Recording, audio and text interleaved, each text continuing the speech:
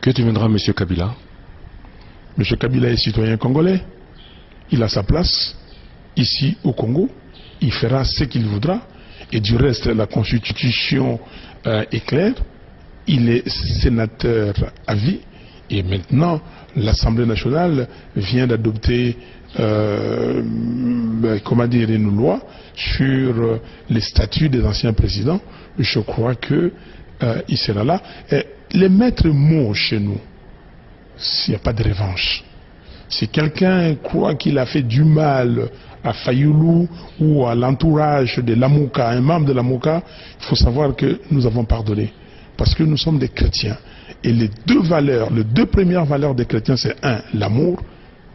deux, le pardon. Donc que les gens comprennent que nous avons pardonné et il n'y aura pas de revanche. Salut et bienvenue sur cleboaoriginal.com. Merci de votre fidélité. 5 minutes avec César Ngadindeika Naïb Sarabino, que tout le monde est d'accord et il en restera ainsi pendant longtemps. Donc, boyebi que na précédente émission nangai na consulta kibino pour bopesanga avis na bino, donc bino base bino mtubotala rangai bino mtubosala que 5 minutes ezala na pesa bino devoir bino bo décider concernant les remerciements au nasalaka na souka émission, donc en quelque sorte peu ba dédicace au nasalaka na base au yangai à 5 minutes ezali éparpillé dans le monde entier. Donc réponse 8 kokoya, donc base est décidé que ba remerciement wana est continuer parce que ngana pese ki bino devoir wana ceux qui bolobaki ke natika na ngai kotika. Mais si quoi, on a le bateau, baza un peu gêné ou bien donc les autres c'est sabango penzate, mais ils allaient et là comme on a ça la souka, donc ils allaient net exemple, moi on a fait ça résultat où batupe bakoyiko tala yango na ba commentaire, ils allaient net sur 100 personnes 5 qui carrément tout balobi net natika, donc to monique donc bateau ba boy bazali minoritaire par rapport à batu oyo balingi na continuer donc majorité ya base bandimi na continuer donc nako c'est plié kaka na bango donc na kosenga na batu oyo ezo gêné bango donc surtout comme na suka na sala ngo na katité na sala ngo na suka na lobby émission surtout na suka na loba pe ke sikoyo na lingi ko dédicacer base na ngai donc ceux qui ezo gêné yo au moment wana au kati émission donc kolandate mais boyebi ke na sala ngo na ndenge moko bien et puis na epsaki bino ke ezali marque moko ya reconnaissance yangai envers bato batala nga et puis bato batala nga babenga nga bapesa nga pe ba ide mususu po na émission donc po na ngai ezali reconnaissance moko donc nazali na bango ba mona ke nazalaka na bango na remercier ka bango mutu moko te nazali ko rassurer bato mutu moko te a lobelaka nga ke na chaye d'ailleurs nazali ko profiter na tchela bino quelques bateaux na zwaki oyo ngai na tcha bango ba yebisa bino ndenge nini basantaki ndenge nini eyelaki bango po bozala rassurer que mutu moko atindaka ngai te et puis eza obligation pour ngai te mais ezali sous forme ya reconnaissance oyo ngai nasalaka vis-à-vis ya bato oyo balandaka ngai. Ya lolo swami YS c'est bien moi. Bato babenge belé César Ngadi dans le cadre de ton émission 5 minutes de vérité balobi au dédicacé ngai. Félicitations, merci, je te remercie et puis la félicité, tu continues dans ce sens-là. Donc, ça est quand même nécessaire pour nous se détendre un peu dans cette émission. Félicitations, nous sommes tous d'accord. Félicitations, continue dans ce sens. Allez, bisous, bisous, bisous, bisous. César Ngadi, Azali Aminangaï, Azali frère, et puis Aza Omonangaï, César Loboko. Bon. Bah émission salaka des fois tant on denga pesa so mbote na tuna base tuna benga nga personnellement na ba répéter tant que vendre la bututi to kabwani asali ba 5 minutes na va apprendre qu'à pas moto non mais tu as été salué à ton frère César. Ah d'accord, bon il fait ça c'est spontanément en plus et puis ça c'est pas méchamment en fait hein, c'est pas méchamment oui bika que tout le monde a même la France pour glisser moi 3 lignes. Il y a quelques noms, il y a proche au Bazapé Moussika parce qu'on ne se voit pas souvent. les seuls moyens peut-être il y a communiquer na batunaye tam scopé ça bambote ba biso tam c'est ça quoi. Donc c'est pas méchant la émission à 5 il y a 5 minutes. Tout le monde est d'accord, il y a Cléboa va tenir il y a plein de rigueur c'est normal, tout le monde a même la RTNC mamie est là au ça tam bonjour on a salué un tel. Voilà, donc ils ont peine à libangate ils ont des bases batunaye kaka peut-être moi, peut-être utiliser base, peut-être déranger, non, mais c'est normal. Sur ça, les Kamnayo, vous appelez là-bas, on se dit bonjour, bonjour, bonsoir, là-bas, et puis là-bas, période. Cléboa, tout le monde est d'accord. César Ngadi, nazolinga pona koyebso ke l'émission ndenge to salaka. Ezate ke tofuta kombongo po o dédicace biso dédicace zalaka ndenge yo sepeli na bato to ndenge bakotaka na émission donc bato musu bakanisa te soki ba dédicace yo teke balingaka yo te to yo te ozate elingi pe koloba pe teke ba oya dédicace bango nde oya lingaka mingi to akonsideraka mingi yo soki ba dédicace yo te kokasa teke ba considérer kayote te eza bongo te loin de là donc César a dédicacé ka moto na ndenge na ye na oya moni ngako des fois soki na voyage oyo kaka ke batindelinga vidéo na palais que comme quoi que César a dédicacé ki yo donc c'est ça quoi eloko na koki koloba. Donc ezali na volonté na ye na ndenge ye alingeli ndenge asepeli ako dédicacer yo et na kanisi mbala sima bato misu pe a dédicacer kite oye pe a considéraka bako dédicacer bino quoi. Voilà, check, c'est à pas Chabora. Donc bino moko bolandi témoignage ya bato oyo ngai na remercier bango na émission na ngai boyoki ke bazalaki même pas au courant et puis ezalaki surprise pour na bango donc na se plier na base parce que base bino mutu bo décider que na continuer ba remerciement ya bato balandaka nga donc merci vraiment na intérêt na bino o bozalaka ngo na 5 minutes avec César Ngadi on a le bar toujours que tout le monde est d'accord. Donc ce quoi avant na banda sujet na ngai mususu na ko beta CT o na kotika yango te timatanga ya papa Tshisekedi ekoleka. Donc nazako répéter le sous donc pour na kanambe na famille na kanambe interdiction formelle interdiction okoki koya na matanga ya papa Tshisekedi te parce que présence na yo na famille na moi sino na famille no mobimba ekosala bien te parce que yo déjà olingaki jamais koro ya papa eya donc ceux qui olingaki eya mais déjà eya bandakala et puis natangi na ba commentaire moko mutu moko alobi oh non César Ngadi il faut se renseigner ezali teke kanambe mutabanda ikobo ezali famille Tshisekedi mais non monsieur yo kanisi donc yo oza bien informé ke ngai donc ceux qui yo yebitende yo tuna parce que famille papa Tshisekedi ezali na problème te et bande les alaki na lieu o balingai kokunda babanda iko yokana te après ba yokanaki ezali kanambe mutu na suka alingaki lisusu te akomi ko sala chantage à partir à corps à papa comme si on est objet na ye ya chantage donc mukimotema mabe ya Rwandais wana iko ko sila te mutaza vivant otié donc na résidence surveillée mutu akufi donc motema mabe tina mutu akufi donc mutu lem so ko za bozo kanate mais soka akufi il faut ko bossa na nyoso tout mais kanambe donc Rwandais atikalaki tina suka kolinga papa Tshisekedi te ti corps na ye alingi te ndenge na yebisa bino ke linga mutu oyo asakana kutu na yo ntango oza vivant mais asakana na liwa na yo te ou bien mowei ezali vraiment eloko moko osakana te donc kanambe to répéter yo na famille no mobimba donc boya te kanambe soko titembe yaka oromona makambo ekoyela donc présence na yo eza na tina te parce que eko zongisa bato ba mauvais souvenir et puis eko bimiselo ko moko bien te donc tika maman Marthe na famille ya papa na biso Tshisekedi ba lelaye na suka ba kundaye na ndenge esengeleni vraiment to sengi na yo kanambe na kotika yango te ti corps ekokende jeudi na zolobelango ti okoyate pe yebarake okoyapete base pe ezali koyoka oyo ngai nazali koloba avant na sukisa donc nalingi koloba lelo tozali dimanche donc messe moko esalamaki pour la mémoire ya papa Tshisekedi na Bruxelles na kanisi bozali kotala na ba photo plein aux hommes quand même que vraiment papa wana batu bazali vraiment na kolinga ye na onyo surtout asala po na mboka na biso na kazi bozotala na ba photo ndenge vraiment batu bayaki pour la dernière fois bazali na Belgique avant encore et zonga na Kisasa donc ndenge bozali komona ke batu bazali ki plein.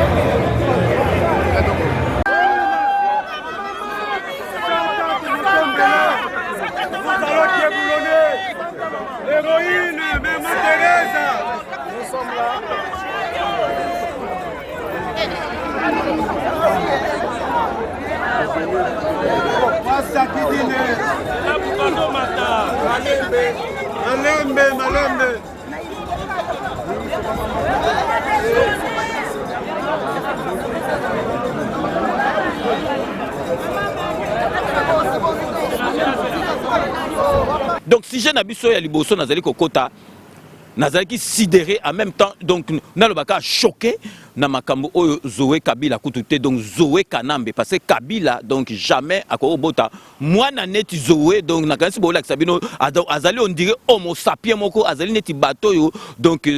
babandaki ko vivre na période ya après histoire. Donc azali mutumoko donc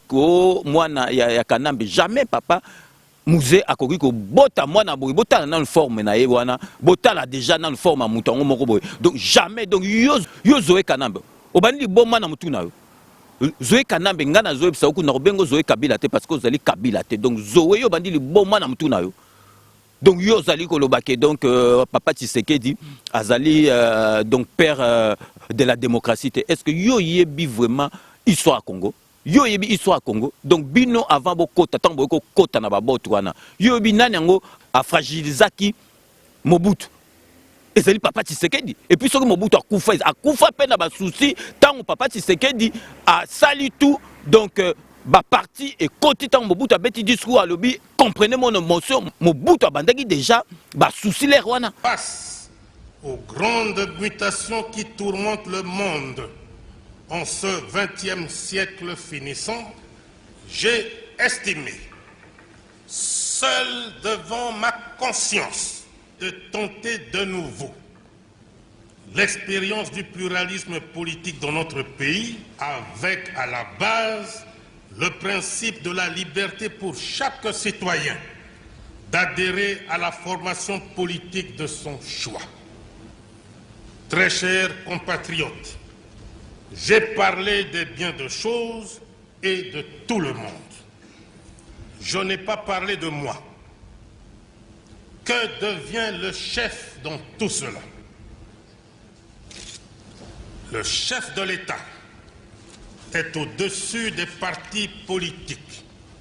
Il sera l'arbitre. Mieux, il sera l'arbitre. Mieux, l'ultime reprise.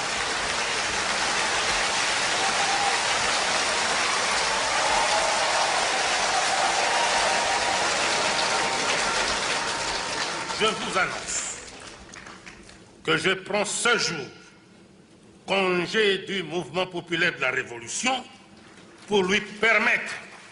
de se choisir un nouveau chef devant conduire.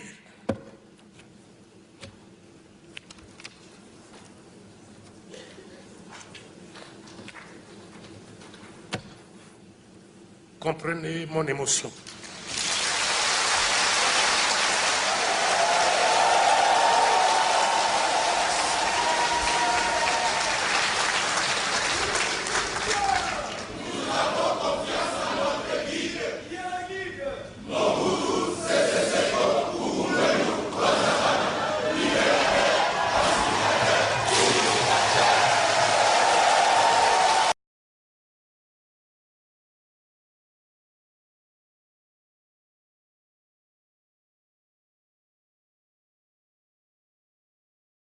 Nananga salaki touké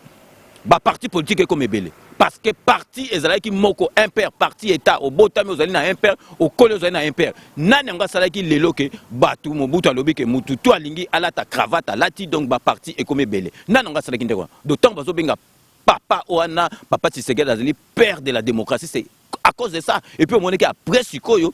yem tazali premier ministre yo zali ko loba pamba pamba est-ce yo bi histoire ya mboka na biso. Donc, bino boyo bo continue ba botu boyo tu soki wa baba wuta yo lelo ngo changer histoire ya mboka na biso. Est-ce que yo musée ozol ba soit disant donc papa no emprunt muza bunda guerre te donc guerre déjà ils allaient bazo kota na banka bo mobutu déjà ça lembaki na ya zo kokate na ba malade musée abunda guerre te mutu tout azaki na place à musée alinga ko kota na ye parce que mobutu abunda guerre te yo zo ya bozo ko loba makamo est-ce que yo kutu ndeko za na kuto tanga ba livre yo yebi so mboka na biso polo bake papa Tshisekedi yebi papa Tshisekedi ba pasi o ayoka ba frappe o yazwa na lera Mobutu yo ozala opposant ya Mobutu dictateur net Mobutu na wana donc yo zala opposant Mobutu ozomona attaque ba classe ya ba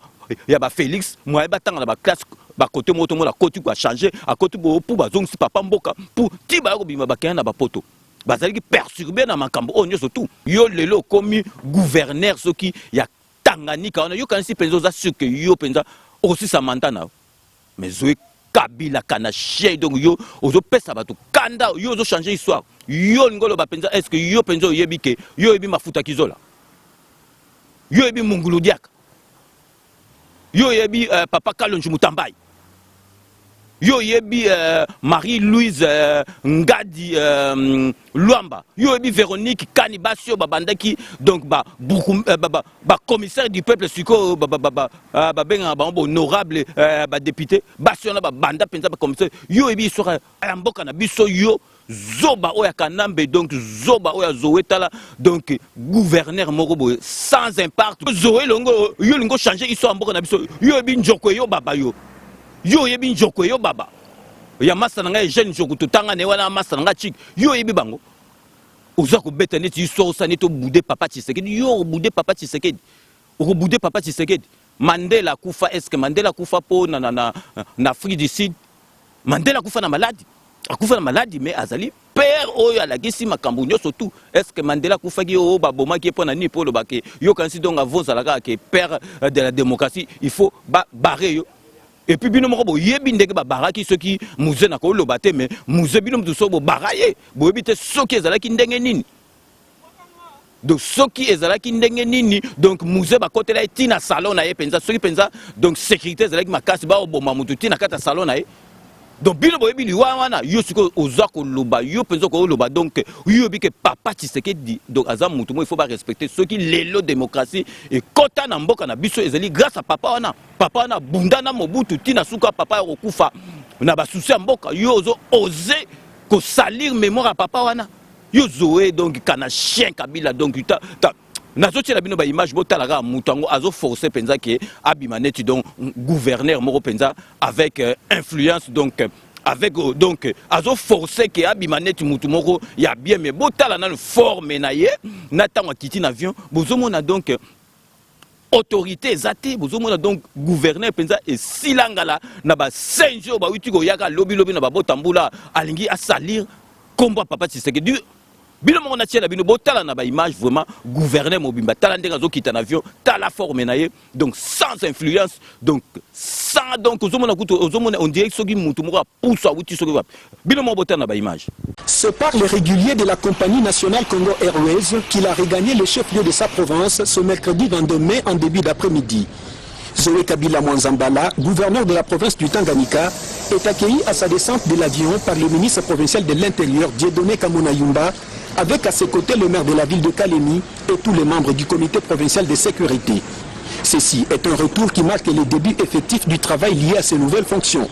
Zoé Kabila Mwanzambala revient de sa mission de Kinshasa où il a pris part à un atelier de recyclage organisé à l'intention des gouverneurs et vice-gouverneurs élus par la présidence de la République sous l'égide du chef de l'État Félix Antoine Tshisekedi Tshilombo. Parlant de la sécurité dans la ville de Kalemi et ses encablures, le gouverneur de province dit avoir été en contact avec la hiérarchie compétente en matière de sécurité pour des solutions idoines. Zoé Kabila, 12 jours après sa prise de fonction lors de la remise et reprise, est appelé à former son gouvernement dans les tout prochains jours afin de démarrer sa politique à la tête de la province qui serait sans doute basée sur le développement et la restauration de l'autorité de l'État. Bino boito landa bomoni kande akiti na avion donc talana ndenga lati talanda zo tambola donc sans charisme et lengi kutu ozomona kutu neti mutu moko ka pamba bozomona donc mutu moko forme moko ezangatina on dirait homo sapiens on dirait bateau donc bazaki la période ya Mésopotamie donc tina moko te yozo ozo oze koloba kebona yo siko est-ce muza bunda guerre te muta fragilisa donc Mobutu muta bomba Mobutu ça papa Tshisekedi ba souci papa Tshisekedi a sali tout que donc Mobutu a cédé à cette démocratie à cette parti politique et belé yo ça na impère mouvement populaire de la révolution botami ozana impère au koufe ozana impère de parti état na lero na yo tcha tembena Mobutu c'est ko kokungwe do azabanga président fondateur yo lelo bo yo tona mbula so yebi histoire mboka na biso te yebi sa ba betelo histoire zoba moko bo donc tala o pesa ba tukanda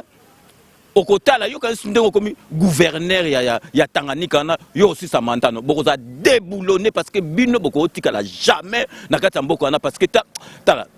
Zoé Kanambe ozaku Zoé Kabila te donc c'est la dernière fois to kayo obimisa ba parole à donc soko yebi papa Tshisekedi te tanga ba livre yeba que met dans ta petite caboche en carence de matière grise que papa Tshisekedi yemto bunda tibino boyena ba bota mbuna bokota bosala kuté lokoté à part mututu alngoko kota so azali na place pa ya musée parce que Mobutu azali déjà fragilisé abandé sous kokate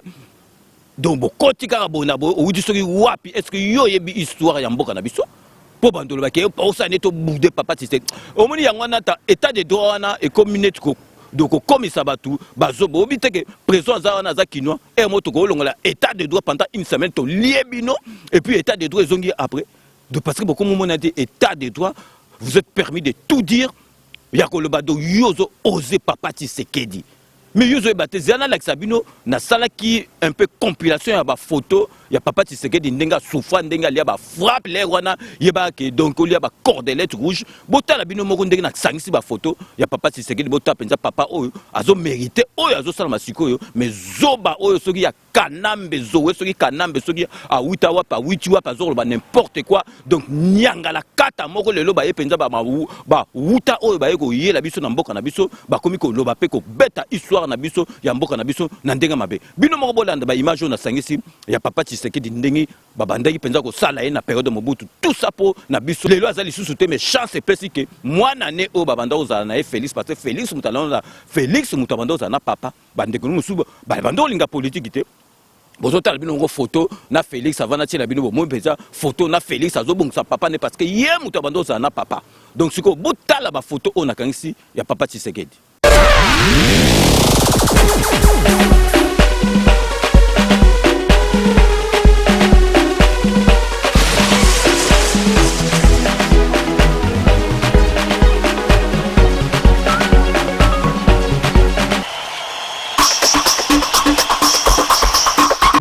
soko bolandi boteli ba photo ndenge kangami donc zoba neti ya Zoé Kanambe wana za ko loba pamba yo morphologie na yo wana penza ndenge za wana est-ce que muzaka obota mwana neti yo to mona vrai ba na musée bataille na bango ndenge za tala yo mo donc maboko dongi on dirait homo sapiens on dirait bateau ya période ya pierre taillée donc ozoloba pamba yo ko loba na oloba ke ozo salir mémoire papa wana oyebi papa wana ba passa yoka donc pona ko libérer mboka na biso démocratie kota ozo budena zo est-ce que Mandela kufa na maladie te akufa est-ce akufa babomaki donc bapekisanga kofinga na émission mais o même makamususu donc na bando finga na kofinga parce que bapekisanga na finga na émission mais zoba moko bodo ba nyanga la kata moko ba yena ba bot ba wuta moko ba ye wa zobeta histoire yo yebi papa Tshisekedi na tangi le combat bato so yo yebi nazo tshela bino ba photo botala na ba image biloko est-ce que penza ye Zoé Kanambe ayebi ba biloko yo botala bino moko na ba photo na otshela bino sikoyo botala biloko yo eko défiler botala boyebisanga soki Zoé Kabila na kasa yebika ke Primus marque Primus na ba tembo mais botala biloko na otshela bino sikoyo est-ce que ye Zoé Kabila yebi yango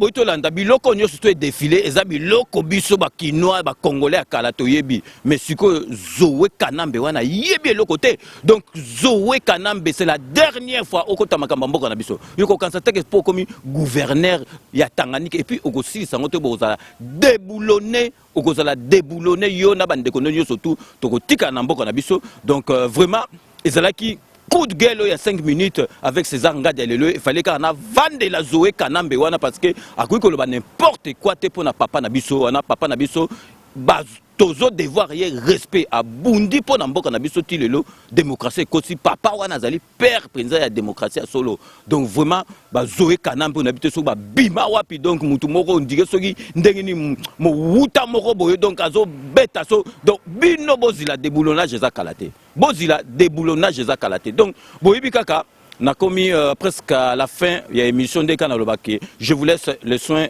d'en tirer vos conclusions et de me faire parvenir vos commentaires comme d'ailleurs vous en avez l'habitude de faire. Si quoi avant Nassili Sandengika base et votagike bah remerciement il faut tikala yangoana donc bah remerciement Nazali Kobanda na Patrick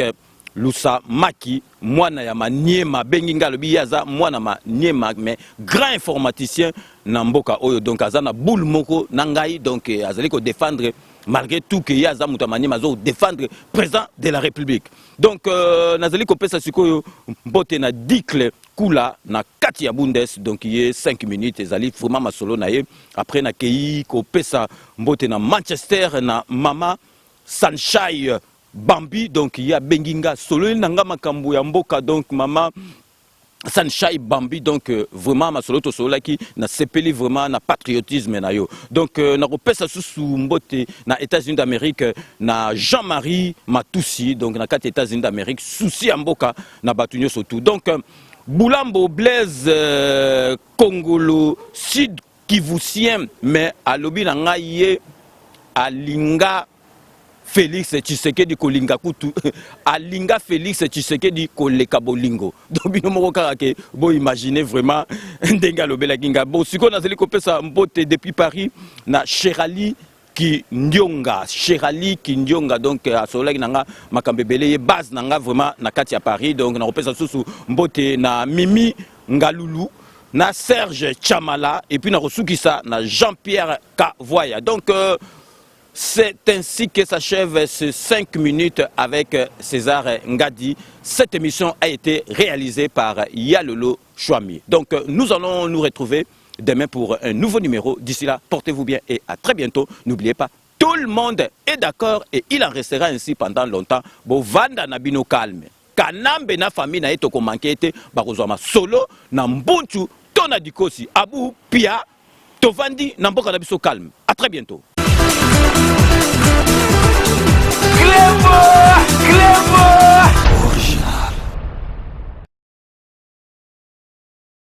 Sepela TV et yena makambu ya sikali susu.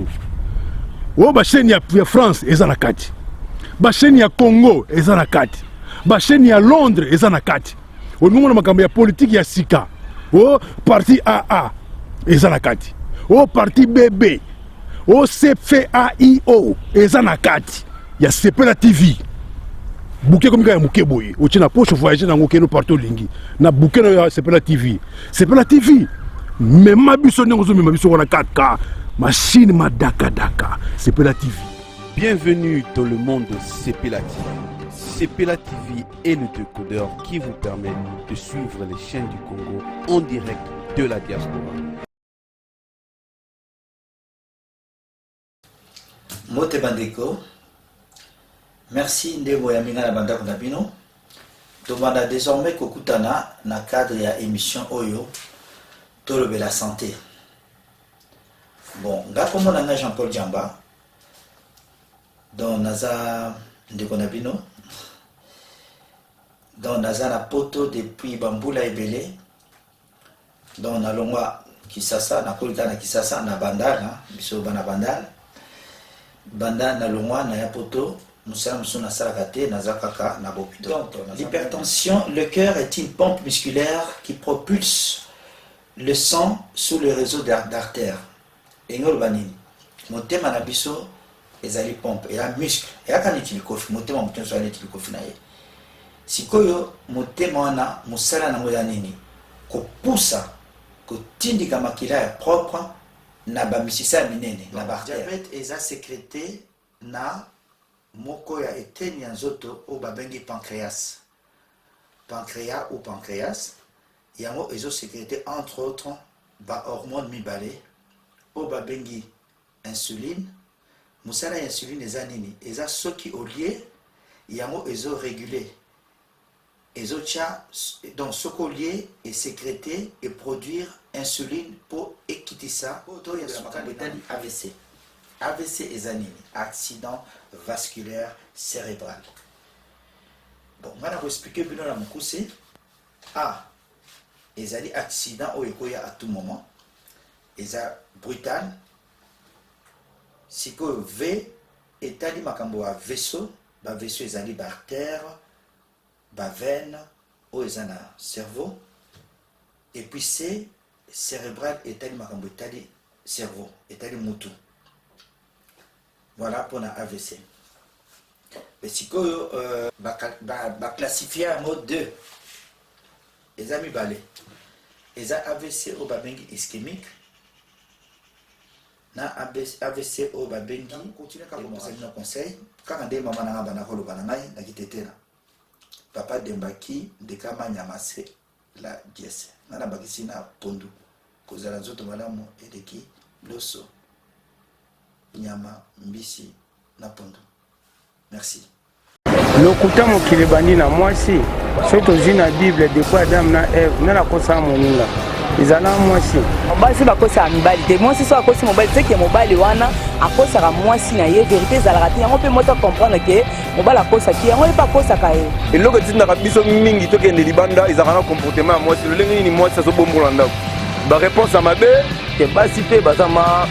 mpe mayele moko ya mabe oyo babengaka bamale mayele ya mabe basi bazala yango mpe mibali tobandi comprendre mayele ya mabe oyo basi basalaka nango wana neti ye boso alobaka vérité eske bakokosa ye te soki azokosa nga mpe na kokosa ye soki lokuta ekomokota na amour quelque part basi nde bamemaka makambo wana nga na mamaria te namoni lomo abongolangaka motema esima te mpona nyonga basi mosusu mpe balingana bakokaka ke soki okosi ye andimi na ye so oyebisi mpe vérité omona bone kondimi basi bakosaka mibali te mpona nini bango balingaka biso tokosaka bango mpo bango bakosaka biso yango tokosanaka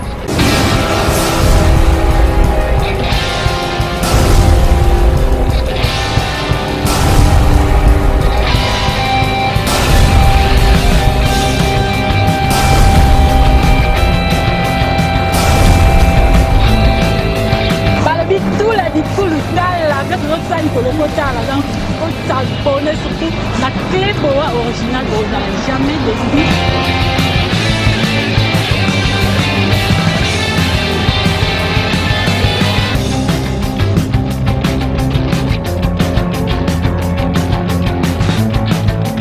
Il y a la lore noire à la bouche étrangère de la presse congolaise. Non, c'est la mycolo. J'étais pété l'eau de l'eau. Pété l'eau de l'eau. On a pété l'eau l'amour débat. Amour débat. Quand le pété l'eau de l'eau.